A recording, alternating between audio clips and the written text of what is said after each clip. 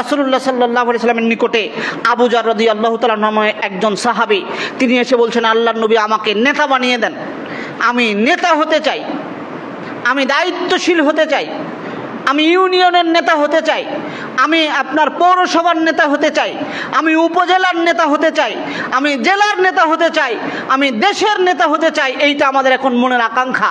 তো একজন সাহাবী এসে বলছেন, আল্লাহর নবী আমাকে নেতা বানিয়ে দেন।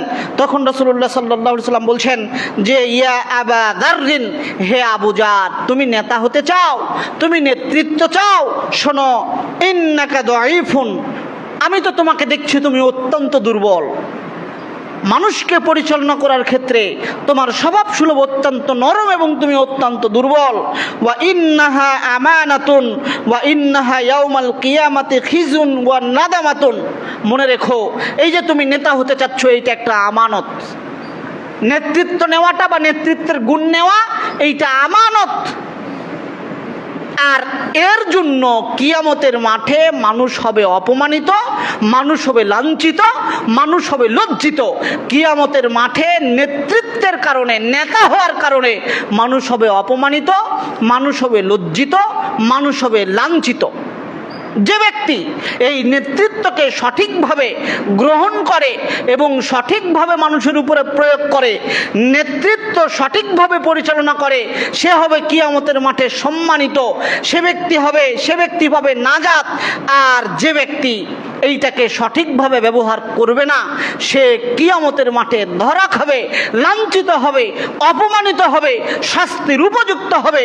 আল্লাহ সুবহানাহু ওয়া তাআলা তাকে কঠিন শাস্তি দিয়ে কঠিন শাস্তিতে নিমজ্জিত করবেন। যে ব্যক্তি নেতৃত্ব চায় বা নেতৃত্বের গুণ পায়, যদি এইটাকে সঠিকভাবে ব্যবহার করে, তাহলে সে ব্যক্তি বেঁচে যাবে। রাসূলুল্লাহ সাল্লাল্লাহু আলাইহি ওয়াসাল্লাম বলছেন, যাকে দুইজনের দায়িত্ব দেওয়া হলো তাকে ছুরিবিহীন জবেহ করা হলো। কেন? যদি কেউ পৃথিবীতে ভালোভাবে নেতৃত্ব চালায়, তাহলে জনগণ তাকে খেয়ে নেবে, আর যদি খারাপভাবে নেতৃত্ব চালায়, তাহলে কিয়ামতের ময়দানে সে ধরা খাবে। এখন আপনাকে একটা জিনিস বুঝাই, রাসূলুল্লাহ সাল্লাল্লাহু আলাইহি ওয়াসাল্লাম বলছেন, ইন্নাহা আমানাতুন, নেতৃত্ব হচ্ছে আমানত।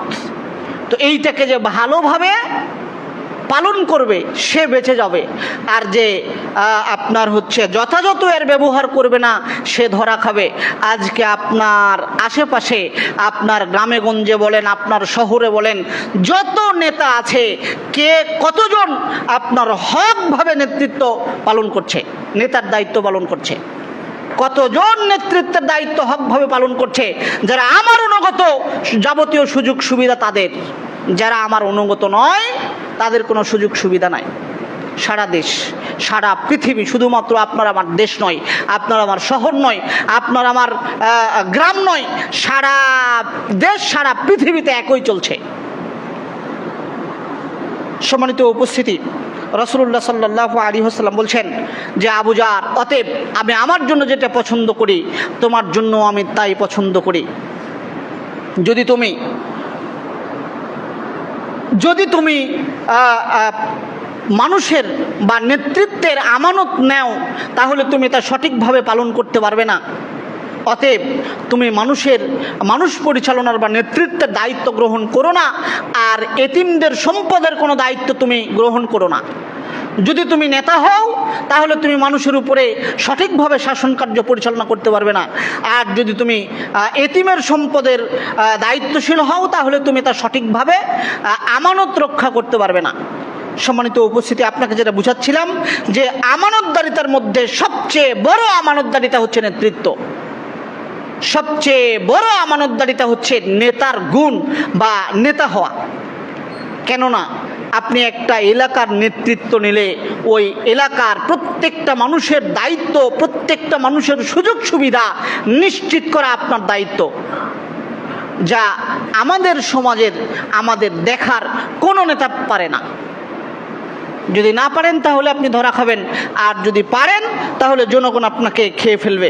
সম্মানিত উপস্থিতি, রাসূলুল্লাহ সাল্লাল্লাহু আলাইহি ওয়াসাল্লাম আরও একটি হাদিস বলেছেন, একজন সাহাবী, একজন গ্রামের পল্লীর বেদুইন, একজন মূর্খ মানুষ রাসূলের নিকটে এসে বলছেন, ইয়া মুহাম্মদ মাতা সাআ, কখন কিয়ামত হবে এটা বলেন তো, কিয়ামত কবে হবে? রাসূলুল্লাহ সাল্লাল্লাহু আলাইহি ওয়াসাল্লাম বলছেন, ইদা দুইয়াতিল আমানাতু ফ্যান্তাদেরি সা, যখন 10 পয়সার ক্ষতি করা হবে তখন তুমি কিয়ামতের জন্য অপেক্ষা করো, তখনই কিয়ামত হবে। যখন 10 পয়সা লুটে পুটে খাওয়া হবে, যখন 10 পয়সা নষ্ট করে ফেলা হবে, যখন 10 জনে এক জায়গায় টাকা দিয়েছে কোনো একটা কল্যাণমূলক কাজের জন্য, কিন্তু যারা নেতৃস্থানীয়, যারা নেতা পর্যায়ের, ওরা 10 পয়সায় ওই কল্যাণমূলক কাজ সংগঠিত না করে নিজে নিজে খেয়ে নিয়েছে, 10 পয়সাকে ধ্বংস করে ফেলেছে। তখন ওই ব্যক্তি বলছেন কাইফা ইদাআতুহা, আচ্ছা কিভাবে 10 পয়সা ধ্বংস করা হবে এইটা তো বুঝলাম না, 10 অর্থ সম্পদ কিভাবে নষ্ট করা হবে এইটা তো বুঝলাম না। তখন রাসূলুল্লাহ সাল্লাল্লাহু আলাইহি ওয়াসাল্লাম বলছেন ইদা উসিদাল আমরু ইলা গায়রি আহলিহি ফান্তাজিরি সা, যখন অযোগ্য লোকের হাতে ক্ষমতা দেওয়া হবে তখন 10 পয়সা ক্ষতি হয়ে যাবে, তখন 10 পয়সা নষ্ট হয়ে যাবে। অযোগ্য লোকের হাতে ক্ষমতা দিলে, যে যে ক্ষমতার যোগ্য নয় তাকে ওই ক্ষমতার আসনে বসালে 10 পয়সার ক্ষতি অটোমেটিকলি হয়ে যাবে। আর তখনই আমানতদারিতা নষ্ট হয়ে যাবে। আমানতদারিতা যখন পৃথিবী থেকে বিদায় নেবে তখন আল্লাহ সুবহানাহু ওয়া তাআলা পৃথিবীকে ধ্বংস করে দেবেন তথা কিয়ামত সংগঠিত করবেন, যা রাসূলুল্লাহ সাল্লাল্লাহু আলাইহি ওয়াসাল্লামের হাদিস থেকে বোঝা যায়।